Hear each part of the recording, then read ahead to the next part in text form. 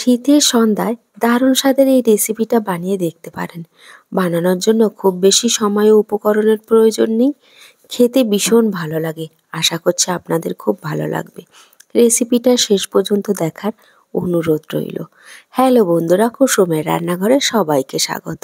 তাহলে দেখে নেওয়া যাক আজকে আমার রেসিপিটি। সবার প্রথমে আমি ডো বানানোর জন্য এখানে 1.5 কাপ জল নিয়ে নিয়েছি। তারপরে স্বাদ মতো লবণ আর 1 চামচ রিফাইন অয়েল দিয়ে দেব। রিফাইন অয়েলটা দিলে ডোটা খুব নরম থাকবে। তারপরে এখানে দিয়ে দেব 1 কাপ সুজি।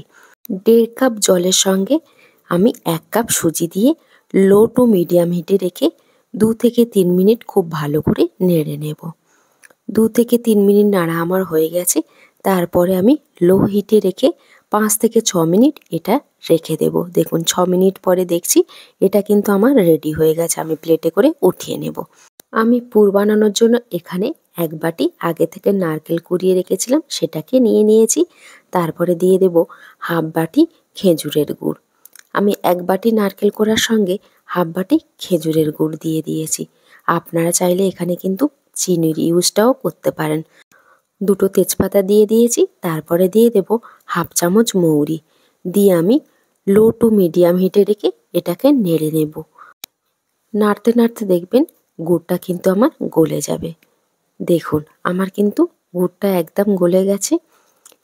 গ্যাসের ফ্লেমটা কিন্তু অবশ্যই লো হিটে রাখবেন। হাই হিটে রাখলে পুরটা পুড়ে যেতে পারে। এটা অনবরত নাড়তে হবে যতক্ষণ না নারকেলের পুরটা ঝরঝরে হয়ে যায়। দেখুন না, ধীরে ধীরে কিন্তু নারকেলের পুরটা অনেকটা ঝরঝরে হয়ে গেছে। তারপরে এখানে দিয়ে দেব অল্প একটু এলাচ পাউডার। এলাচ পাউডার না থাকলে আপনারা কিন্তু গোটা এলাচটা ইউজ করতে পারেন। দেখুন আমার কিন্তু নারকেলের পুরটা একদম ঝরঝরে হয়ে গেছে। এবার আমি এটাকে প্লেটে করে উঠিয়ে নেব। প্লেটে করে উঠিয়ে ঠান্ডা করে নিতে হবে। তারপরে এখানে আমি যে সুজির ডোটা তৈরি করে নিয়েছিলাম সেটাকে খুব ভালো করে মেখে নিতে হবে। এটা কিন্তু খুব বেশি গরম নেই আর খুব বেশি ঠান্ডা নেই। এই অবস্থায় খুব ভালো করে মেখে নিতে হবে যাতে না সুজির মধ্যে কোনো দানা ভাব থাকে।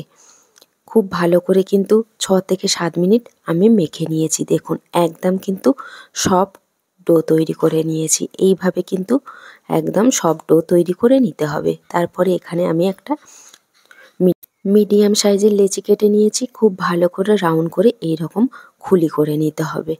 আর এখানে যে পুরটা বানিয়ে রেখেছিলাম 1 চামচ দিয়ে দেব। দিয়ে মুখটা ভালো করে বন্ধ করে দেব। খুব ভালো করে কিন্তু বন্ধ করে নিতে হবে। তারপরে এরকম চৌকো শেপ দিয়ে নেব। আপনারা আপনাদের পছন্দ মতো শেপ দিয়ে নিতে পারেন। আমি কিন্তু এরকমভাবে চৌকো শেপ দিয়ে নিয়েছি। দেখুন আমার কিন্তু একটা রেডি হয়ে গেছে। আমি আর একটাও তৈরি করে দেখাচ্ছি। দেখুন একইভাবে এরকমভাবে ঘুরিয়ে ঘুরিয়ে একটা খুলি তৈরি করে নেবেন। আর নারকেলের পুরটা দিয়ে মুখটা খুব ভালো করে বন্ধ করে দিতে হবে যাতে নারকেলের পুরগুলো বেরিয়ে না যায়। আর এরকম চাপটা করে চারিদিকটা সমান করে চৌকো শেপ দিয়ে নেবেন। আমার কিন্তু আর একটাও রেডি হয়ে গেছে। একইভাবে কিন্তু আমার সবগুলো রেডি হয়ে গেছে। দেখুন বানানো কিন্তু খুবই সহজ। খুব কম সময়ের মধ্যে কিন্তু রেসিপিটা বানিয়ে নেওয়া যায়। দেখুন একইভাবে আমি সবগুলো তৈরি করে নিয়েছি। দেখুন আমার কিন্তু সবগুলো তৈরি হয়ে গেছে। দেখতে কতটা সুন্দর লাগছে। পিঠেগুলো ভাপে দেওয়ার জন্য আমি একটা স্টিলের স্ট্রেনার নিয়েছি। তারপরে অল্প একটু রিফাইন অয়েল নিয়ে নিয়েছি। তারপরে সব পিঠেগুলো দিয়ে দেব। আমার কিন্তু সব পিঠেগুলো দেওয়া হয়ে গেছে। দেখুন লো টু মিডিয়াম হিটে রেখে কিন্তু আমি 10 থেকে 12 মিনিট এটাকে ভাপ দিয়ে নেব। 12 মিনিট পরে ঢাকনাটা খুলে দেখছি। দেখুন এটা কিন্তু আমার হয়ে গেছে। প্লেটে করে উঠিয়ে নেব। তারপরে ঠান্ডা হয়ে গেলে পরিবেশন করে নিয়েছি। দেখুন কতটা সফট হয়েছে। একদম মুখে দিলে কিন্তু মিলিয়ে যাবে। আপনারা কিন্তু এইভাবে বাড়িতে একবার বানিয়ে নিতে পারেন। খেতে কিন্তু দারুণ লাগে।